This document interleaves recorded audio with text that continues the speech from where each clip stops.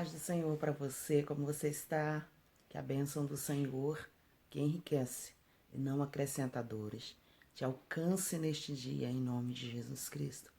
A misericórdia do Senhor é a causa de nós não sermos consumidos. E ela se renova a cada manhã, para mim, para você, para sua casa. Nós devemos louvar e agradecer ao Senhor por isso, porque Ele é bom, porque Ele é bom. Se não fosse por Ele, nós não estaríamos de pé. Salmo 124 disse que se deixarmos, o inimigo nos engoliria vivos. Mas graças a Deus, porque Ele não permite. Ele tem misericórdia de nós. Ele nos sustenta, Ele nos orienta, Ele nos dá estratégia, nos dá discernimento. Estende a sua mão quando a gente precisa dele. A palavra do Senhor diz que Pedro, olhando Jesus andando sobre o mar, ele teve a coragem de ir. Jesus disse, vem, e ele foi, andou sobre o mar. Mas a palavra também conta que quando ele teve medo, que ele olhou para o mar, ele quis afundar. Jesus poderia ter dito, Pedro, agora você vai morrer, porque você não confiou em mim. Mas pelo contrário, ele estendeu a mão. A Bíblia diz que ele pegou Pedro e levou até o barco. Sabe por quê? Porque ele conhece as nossas limitações. Lembra-se que nós somos pó e que às vezes tem dia que a gente amanhece com muita força, força, cheio de graça, mas tem dia que a gente amanhece precisando que ele segure a gente nesse barco e leve a gente até o barco para que a gente continue a jornada. Que neste dia seja assim sobre a sua vida, em nome de Jesus Cristo. Vamos a mais uma aula de hoje. A aula de hoje é amargura. Antes eu quero falar como é que se comporta um conselheiro bíblico, um conselheiro cristão. Ele deve falar sempre com amor, né? Ser direto. É tão complicado falar com uma pessoa que é prolixa, que rodeia tanto para falar uma coisa, que rodeia tanto para nos dizer se estamos certos ou errados. Um conselheiro, ele tem que ser prolixo, ele tem que ter direção certa, ele tem que falar com amor, mas ele tem que falar corretamente, diretamente, sem muito rodeio, para que a pessoa não perca a paciência ou para que a pessoa não se perca no caminho do que a pessoa quer dizer. Existem pessoas que são tão prolixas, que elas arrodeiam tanto para nos falar alguma coisa, que a gente até se perde no caminho do que exatamente a pessoa está dizendo. Então, se você quer ser um conselheiro cristão, bíblico, pessoas que você gosta de ouvir pessoas e gosta que elas lhe escutem, seja certo, seja direto, com amor. Fale a verdade, porém com amor, em amor, ok? Um conselheiro cristão, ele tem que ter chamada, isso é uma chamada, sabia? Ouvir pessoas, aconselhar pessoas, ter empatia, ter escuta atenta, isso é uma chamada. Isso é um cumprimento também do ID, porque quando eu ensino a palavra resgata, a palavra restaura, a palavra transforma. Olha, vocês não têm ideia do que um aconselhamento bíblico faz. Eu recebo tanto testemunho, que chego a chorar. Porque quando eu falo a palavra. E é a palavra direcionada de Deus que traz libertação, ok? E para fazer isso, você tem que ser amante da palavra de Deus. Você tem que ser amante da palavra de Deus. Eu fico triste, às vezes, em saber que existem pessoas que estão fazendo o curso, que estão só ouvindo os vídeos, não vai ler os versículos. Um dia foi tão interessante que eu dei a aula sobre ansiedade. Botei muitos versículos sobre ansiedade. Fiz o vídeo aula. Quando eu terminei, depois no final do dia a moça falou, dá para você me aconselhar porque eu sou muito ansiosa? Uma aluna. Eu falei, mas como assim? Você leu os versículos? Não tive tempo. Então, gente, esses aconselhamentos que você vai dar a outras pessoas, você também tem que ter para você. Não é possível, eu não coloco muitos versículos. Anote aí, vai estudando. E se você pegar um tema que está mexendo com você, aí é que você tem que ter sede mesmo na palavra, porque Deus vai transformar você para você levar esse aconselhamento. Eu falei, amada, volta lá na aula. Assiste o vídeo tarefa. Lê os versículos todos que eu deixei sobre ansiedade.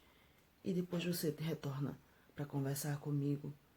Quando ela fez tudo isso, ela disse, me perdoe, realmente, eu não tinha prestado atenção à aula, eu não parei para ler versículos, eu não só ouvi o vídeo rapidamente e li rápido a aula.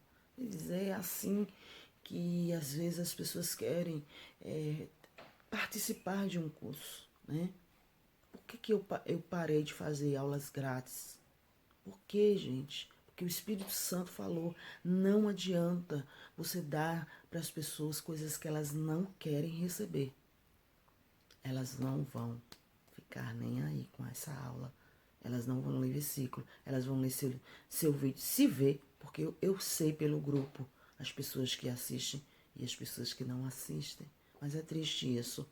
O conselheiro tem que ser amante da palavra. Eu tenho certeza que quando eu e você, nós procuramos alguém para nos aconselhar, e a pessoa tem base bíblica, a pessoa sabe o que está falando, como a gente sente paz, como a gente sente segurança de estar conversando com alguém que sabe o que está falando. Então, para ser conselheiro bíblico, seja amante da palavra, ok? E aí hoje você vai falar sobre amargura. Qual é o conselho que você pode dar para uma pessoa que tem amargura? Hebreus capítulo 12 nos fala sobre a raiz da amargura.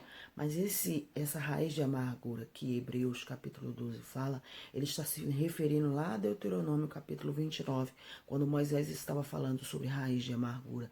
Naquele tempo, Moisés estava dizendo, não deixe que a raiz de amargura esteja em nosso meio. Raiz de amargura era uma raiz que trazia veneno, que era amarga, e onde ela chegava, trazia contaminação entre as pessoas.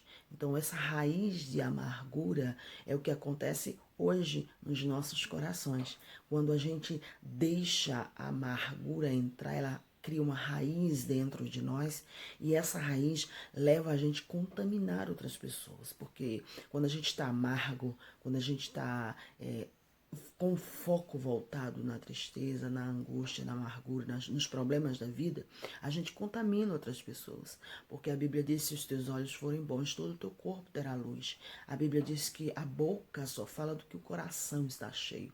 Então uma pessoa amarga, ela vai falar o que está aqui, ó, toda hora, conversar sobre problemas, sobre o passado, sobre rancores, sobre ofensas, sobre tristezas, sobre angústias, né? E quem está do lado dela termina sendo contaminado. Você não sei se você já teve uma experiência de sair de um culto, uma bênção, mas aí você vai conversar com uma pessoa que tem raiz de amargura e a gente ainda não sabe a causa, mas ela tudo vê ruim porque os seus olhos não estão bons, então ela coloca defeito na pregação, no louvor, nas crianças, nos jovens. E aí termina você que não tinha aberto os olhos para essas coisas sendo contaminada.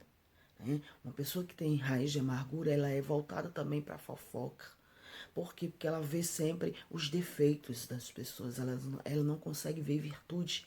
E aí, quando ela vai falar dos outros, ela contamina o outro. Às vezes você nem se despertou para tal pessoa que usava tal roupa, que fez alguma coisa, mas a pessoa que está com o coração amargurado, ela leva você às vezes a pecar. É por isso que a gente tem que ter cuidado com a raiz de amargura ou conviver com pessoas com raiz de amargura. Então ela fica angustiada.